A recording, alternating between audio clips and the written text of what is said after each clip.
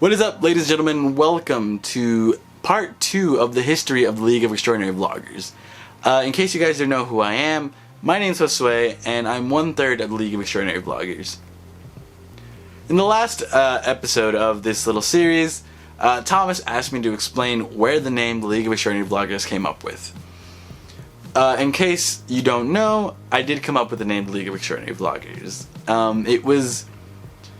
So the idea originated during the time when Thomas and I were kind of confused as to what we wanted to name a channel. We knew we wanted a channel, and we knew it couldn't be the Legend Hunters because that dream had already kind of crumbled. So we were like, well, let's still make a YouTube channel, just me and you, and then we'll see what we can do. We were thinking, well, how about this? How about that? How about this? How about that? How about this? How about that? And we couldn't end up on a name that we both liked. And one day I was watching this movie called The League of Extraordinary Gentlemen.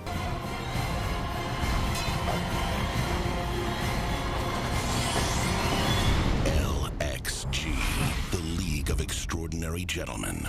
Which by no means is, a fantastic movie. It's got Sean Connery in it, which is pretty cool, but, that's about it for me.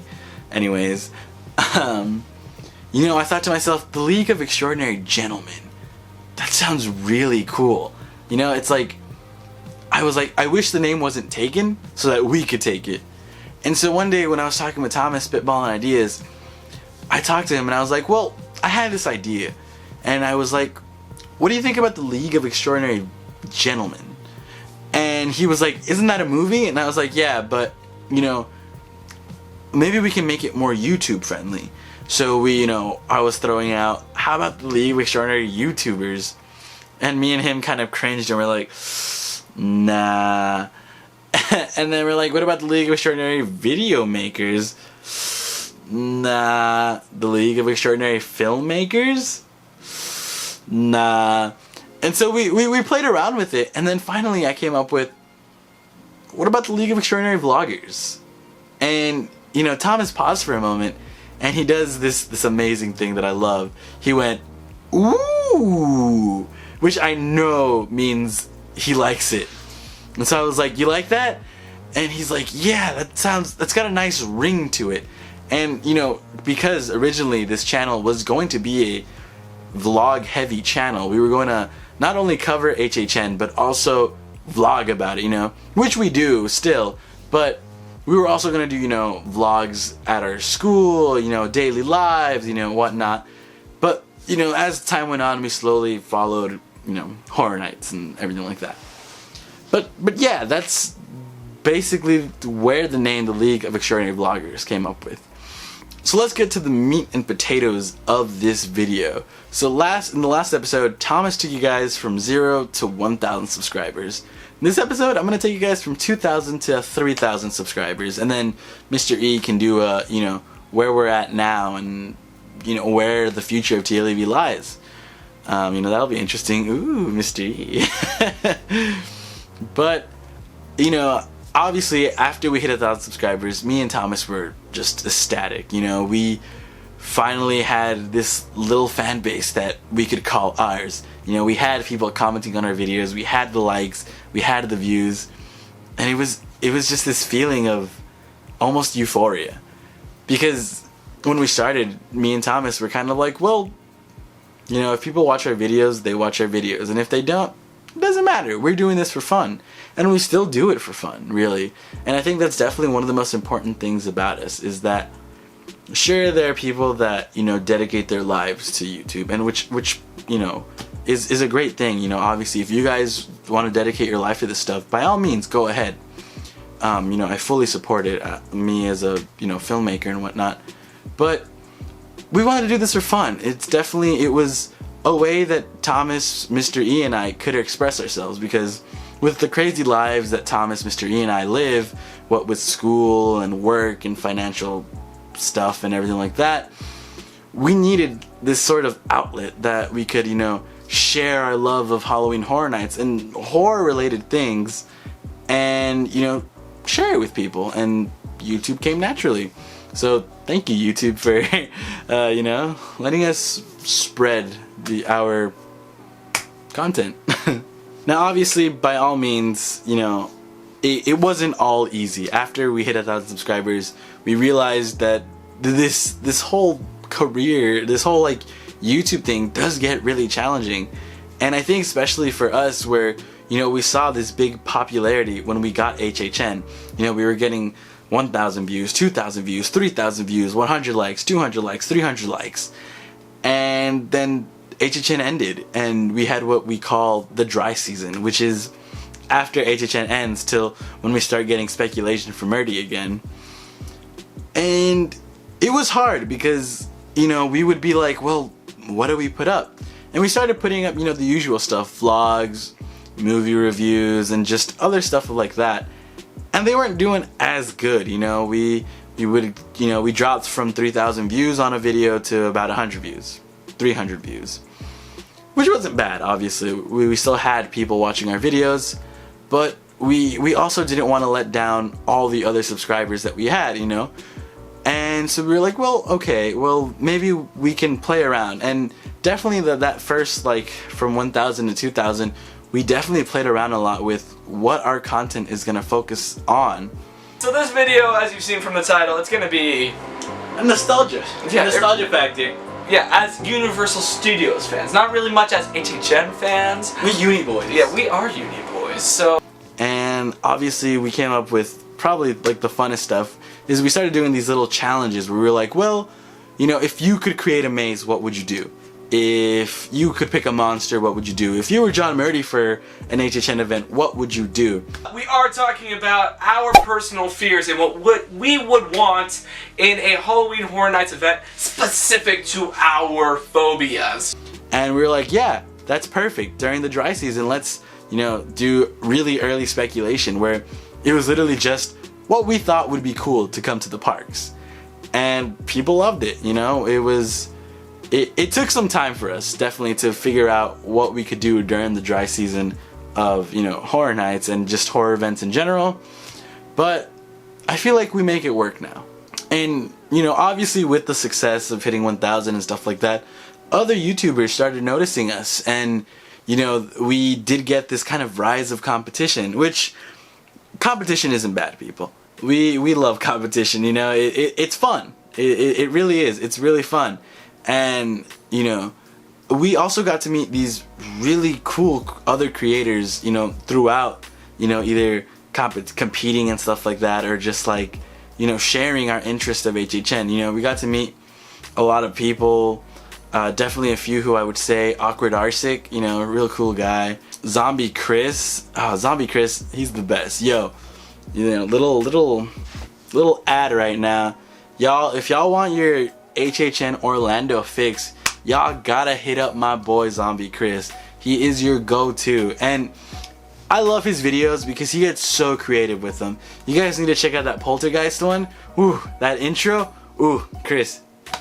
Yeah, did yourself, my boy. Yeah, did yourself, and I love it. I love it. So do you have any rumors you can tell me for Halloween Horror Nights 29? Don't get angry. No.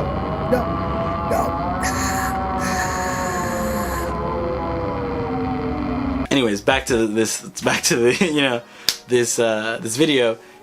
We met a lot of people that were, you know, all these other content creators, and it was really fun because me and Thomas saw it as, you know, friendly competition, if you will.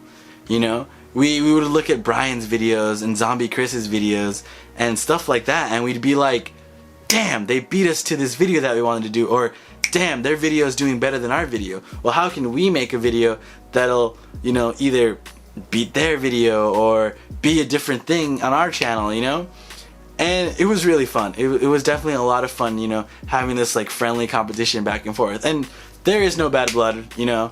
We would always, you know, message Arsic on Twitter, and we'd be like, yo, that video though, that was good, you beat us to it. And, you know, there was days he'd message us and he'd be like, you boys did it again.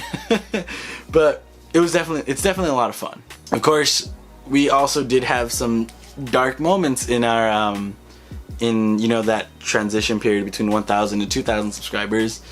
And definitely the most notable one was the backlash of the leak lineup. this is a very sensitive subject, so I'm gonna like lightly footstep my way through this. But basically, what had happened was we covered a leak lineup that came to us, and you know, we were like, okay, well, we kind of covered it last year, so why not do it this year? So we covered it, and it got pretty good reviews. You know, a lot of people really liked it. They were like, yo, this is really cool. And we thought nothing of it, because obviously, as, you know, updaters at the time, and just, you know, HHN people that cover, you know, the event, we were like, well, we're just talking about it, you know, no harm, no foul. If this leak lineup is true, it's true, and if it's not, whatever. And so a lot of people really liked the video, and a lot of people didn't. We started getting messages from people saying that we were ruining the community and the fun of, you know, speculating. And we were like, well, what do you mean? I mean, we just talked about it. We've seen other YouTubers talk about leak lineups all the time. But for some reason, just people really didn't like our stuff. And maybe it's because they didn't like who we are. Maybe they found us annoying or whatnot. But we definitely got a huge, like, kind of backlash that, you know, covering the lineup. And which definitely led us to now, where we try, if we're gonna cover the lineup, we're gonna try to touch on it very lightly. But definitely now we try to stay away from any leaks. We recently covered the one that happened in Orlando with the hotel thing, and that was cool. We did get kind of some, like, backlash on that, but yeah, we weren't prepared for kind of the outcome that leak lineup video had. You know, we had messages saying that we were awful people. The forums, you know, forums out there, oh man, they chewed us up. And just other things like that, you know, it was a really dark time. Luckily for, you know, me, Thomas and I, we're very open-minded people, and just, you know, we don't let a lot of things, you know, faze us. And so we took this criticism as kind of we learned from our lesson. You know, we were like, okay, well, obviously we don't want this to happen again. We don't want the backlash. You know, it sucks. So let's just, you know, avoid the content. You know, let's avoid doing league lineups and stuff like that. And for the most part, it's been good so far. It's been really good so far. And so now here we are. we landed up to 2,000 subscribers, and now we're up to 4,000 subscribers, which is insane. And you know, that's where I'm gonna leave it off, is, you know, our first taste at just content that people didn't like from us. And obviously shout out to a lot of, you know, YouTube friends that we made, Awkward Arsig, Zombie Chris, Theme Park Info, and there's a lot of you who out there. You know, please don't take it to heart that we didn't mention you by name. This is just like the few that came to my head right now. But there are definitely a lot of people out there that really support the channel, and we support their channels, and just overall cool people. And yeah, so that's gonna do it for this video. I hope you guys enjoyed it. Hopefully Mr. E will make a part 3, and you guys can know kind of what's going on right now with us, and you know, where the future of TLEV lies, and all that great stuff.